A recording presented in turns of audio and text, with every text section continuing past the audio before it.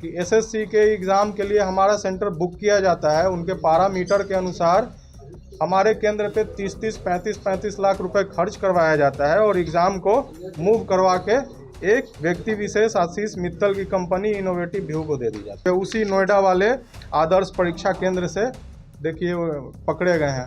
Innovative view जो है झारखंड में गड़बड़ी की थी, प्रेस वार्ता किया, उसमें आप गुमराह कर रहे हैं, एसएससी का सिस्टम को फेल बता रहे हैं। ये झारखंड सरकार का पेपर है, उसमें क्लियर लिखा हुआ है 2 साल के लिए इन्हें बैन कर दिया गया था। रीजनल डायरेक्टर आरडी साहब आशीष श्रीवास्तव सर से मैं हाथ जोड़कर ये गुजारिश करूंगा कि लाखों लाख रुपए हम लोगों ने लगाकर उनका एग्ज़ाम सक्सेसफुल कराया, कंटिन्यू एग्ज़ाम कराया जाए। हम लोगों के यहाँ एक बार मेरे बारे में भी, हम लोगों के बारे में भी सोचा जाए। लगभग 5000 एम्प्लॉय काम करते हैं, उनकी बेरोजगारी का सबसे अहम मुद्दा था, जिसमें वो 2 साल के लिए बैन भी हुआ था, उसका पेपर है मेरे पास। तो हमें बस पूछना है कि इतनी सारी गड़बड़ियां अगर करके मैं बैठा रहता तो हम लोगों के यहाँ जो भी बिहार वासियों का एग्जामिनेशन सेंटर, क्या उनके यहाँ एग्ज़ाम ये कंटिन्यू होता चलता? ये जो पेपर लगा के आशीष मित्तल की कंपनी टेंडर ली है यूपी SSS की एग्ज़ाम की या SSS के एग्ज़ाम का या जो भी कुछ का टेंडर लिया है, वो मेरा पेपर फर्जी है, फर्जी पेपर लगा के इन्होंने ये प्रोजेक्ट लिया है। आज हम लोग फिर से एक बार जुटे हैं और सबसे पहले तहे दिल से सभी मीडिया बंधुओं को, भाई को मैं बहुत बहुत आभार व्यक्त करना चाहता हूं और धन्यवाद करना चाहता हूं कि वो हमारी आवाज़ को उठाने के लिए, आगे पहुंचाने के लिए फिर से एक बार हमें मौका दिया और उन्होंने मदद किया। आज दिनांक 10/1/2026 को बैठने के पीछे कोई अहम मुद्दा नहीं थी। हम लोग कोई प्लान नहीं किए थे कि आज बैठेंगे। अचानक से रात में हम लोगों ने प्लान किया कि आज फिर बैठा जाए। आज के डेट पे आज का बैठने का मेन मुद्दा है इनोवेटिव व्यू, जो आशीष मित्तल की कंपनी है इनोवेटिव व्यू, तथा हमें कल पता चला कि उनकी 2 कंपनियां हैं, इनोवेटिव व्यू तथा innovative view India limited. Main मुद्दा है आज बैठने का उन्हीं का कि उनके कंपनी द्वारा एक सीनियर मैनेजर हैं प्रशांत राठौर, उनका कल मुझे एक नोटिस भरा मेल आता है उनके लेटर हेड पे, हमारे ऑफिशियल मेल आईडी पे उनका एक मेल आता है कि आपने जो पिछला प्रेस वार्ता किया उसमें आप गुमराह कर रहे हैं, एसएससी का सिस्टम को फेल बता रहे हैं। तो ये मुद्दा हमारा नहीं है, न हमने कहीं बोला है कि ये एसएससी का ये सिस्टम जो फेल हो गया है, फेलुअर है। ये कहीं से हम लोगों का ये मुद्दा नहीं था, न हम लोगों ने इसकी चर्चा की है, न हम लोगों ने इसकी बात की है। ये हमें जो हमारा मुद्दा है, जो पूरे बिहार वासियों का जो एग्जामिनेशन सेंटर है, उनका जो अहम मुद्दा है, उनसे भटकाने का ये काम कर रहे हैं। सबसे पहला मुद्दा हम फिर याद दिला दें कि हमारा था, जो हमारे यहाँ टोटल 200 एग्ज़ाम सेंटर है पूरे बिहार में, लगभग 5000 एम्प्लॉय काम करते हैं, उनकी बेरोजगारी का सबसे अहम मुद्दा था हम लोगों का। पिछले बार जो था अहम मुद्दा, वो 5000 लोगों का बेरोजगारी का था, जो बेरोजगार हो जाएंगे, 70% उसमें महिलाएं हैं। तथा दूसरा मुद्दा हमारे सभी केंद्र के संचालकों का था कि एसएससी के एग्ज़ाम के लिए हमारा सेंटर बुक किया जाता है, उनके पैरामीटर के अनुसार हमारे केंद्र पे 30-30, 35-35 लाख रुपए खर्च करवाया जाता है और एग्ज़ाम को मूव करवा के एक व्यक्ति विशेष आशीष मित्तल की कंपनी इनोवेटिव व्यू को दे दी जाती है। तीसरा अहम मुद्दा था हमारा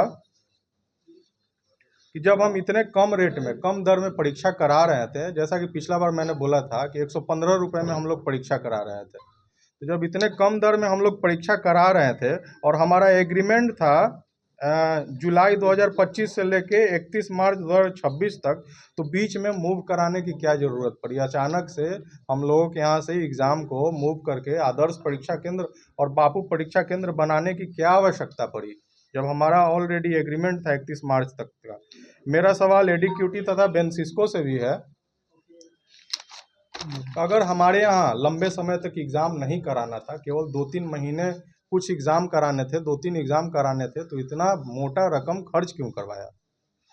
उसके बाद ये जो हम पे ये नोटिस भेज रहे हैं, अपने कंपनी के जो भी नोटिस भेजने वाले हैं मैनेजर साहब, वो हम पे नोटिस भेजने के बजाय अपनी कंपनी पे भी एक बार जांच कर लें। इनोवेटिव व्यू जो है झारखंड में गड़बड़ी की थी, जिसमें वो 2 साल के लिए बैन भी हुआ था, उसका पेपर है मेरे पास।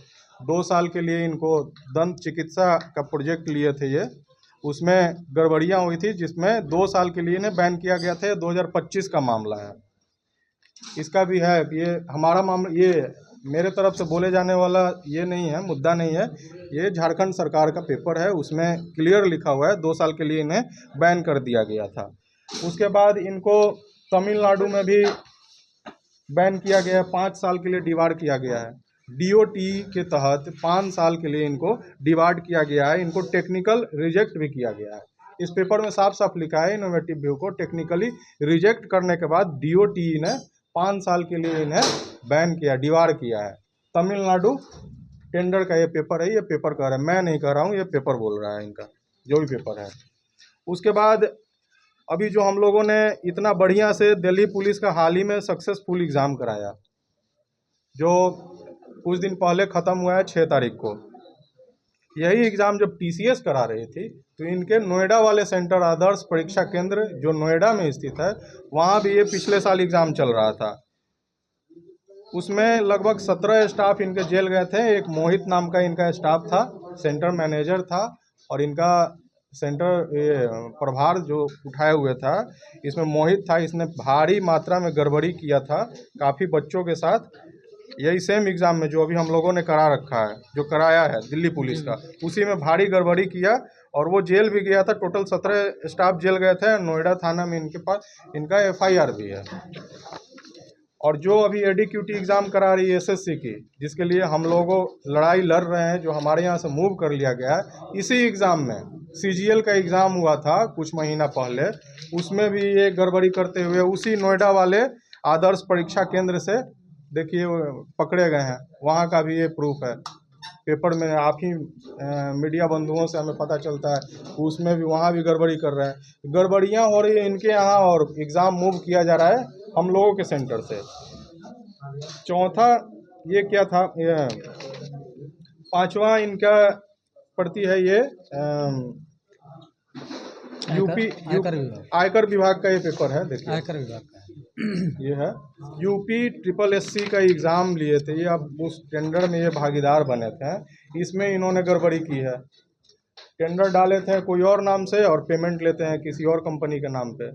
इनका 2 कंपनी, एक के नाम पे टेंडर लेते हैं, दूसरा के नाम पे पैसा लेते हैं, उसका जो रकम है वो लेते हैं। वो भी पेपर है। इसमें एनसीएल का पेपर एक लगाया था इन्होंने कि हमने कहाँ कहाँ वर्क ऑर्डर, अपना वर्क ऑर्डर दिखाने के लिए एनसीएल का एक पेपर लगाया था, वो भी फर्जी था। ये एनसीएल का पेपर है जो एनसीएल चीफ मैनेजर ने भेजा है, ये आयकर विभाग को चीफ मैनेजर ने भेजा है कि ये जो पेपर लगा के आशीष मित्तल की कंपनी टेंडर ली है यूपी SSSC के एग्ज़ाम की, या SSSC के एग्ज़ाम का, या जो भी कुछ का टेंडर लिया है, वो मेरा पेपर फर्जी है। फर्जी पेपर लगा के ये इन्होंने ये प्रोजेक्ट लिया है। तो गड़बड़ियाँ बहुत सारी हैं, उसे मैं नहीं गिनवा सकता। जो भी है मेरे पास वो मैं दिखा रहा हूँ। और गड़बड़ी दिखाने के लिए, और गड़बड़ी दिखाने का मेरा मकसद ये नहीं है कि मैं लॉ एंड ऑर्डर हूँ या मैं जजमेंट कर रहा हूँ यहाँ पे।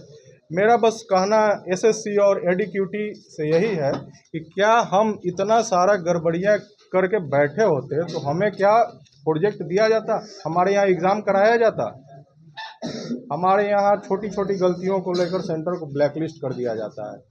ऑब्जर्वर को समय पे चाय नहीं पहुंचता है तो हमारे सेंटर पे धमकी आने लगती है कि आगे से एग्ज़ाम नहीं रहेगा आपके यहाँ। तो हमें बस पूछना है कि इतनी सारी गड़बड़ियाँ अगर करके मैं बैठा रहता तो हम लोगों के यहाँ जो भी बिहार वासियों का एग्जामिनेशन सेंटर, क्या उनके यहाँ एग्ज़ाम ये कंटिन्यू होता, चलता? इनके यहाँ अभी चल रहा है।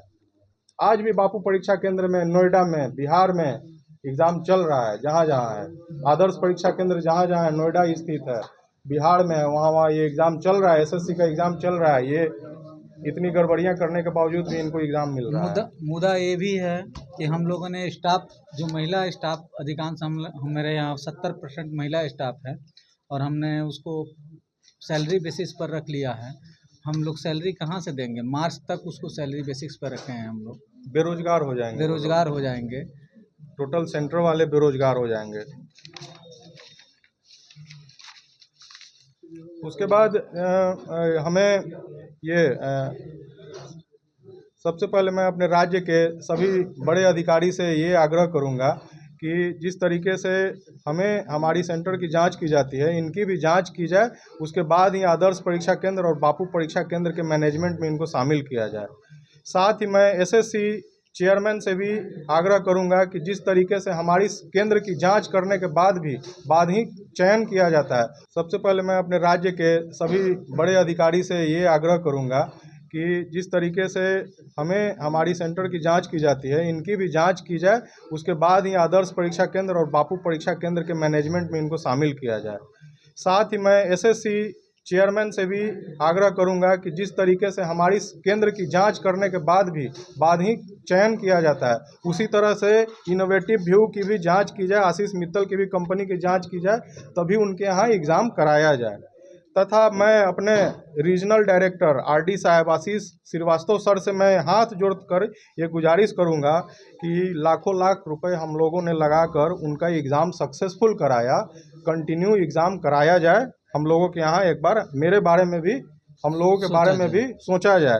तथा exam controller, SSC exam controller Satish TJ sir से भी गुजारिश है कि कम से कम जितना दिन का एग्रीमेंट है हमारा मार्च 2026 तक का, उतना दिन तक कम से कम एग्ज़ाम हमें दिया जाए, ताकि हमारा जो नुकसान हुआ है, हमने जो खर्च किया है, वो कम से कम निकल जाए। हमारे स्टाफ जो है वो बेरोजगार ना हो, उनको जितना दिन के लिए मैंने सैलरी पे रखा है उतना दिन कम से कम उनको मैं सैलरी दे सकूँ।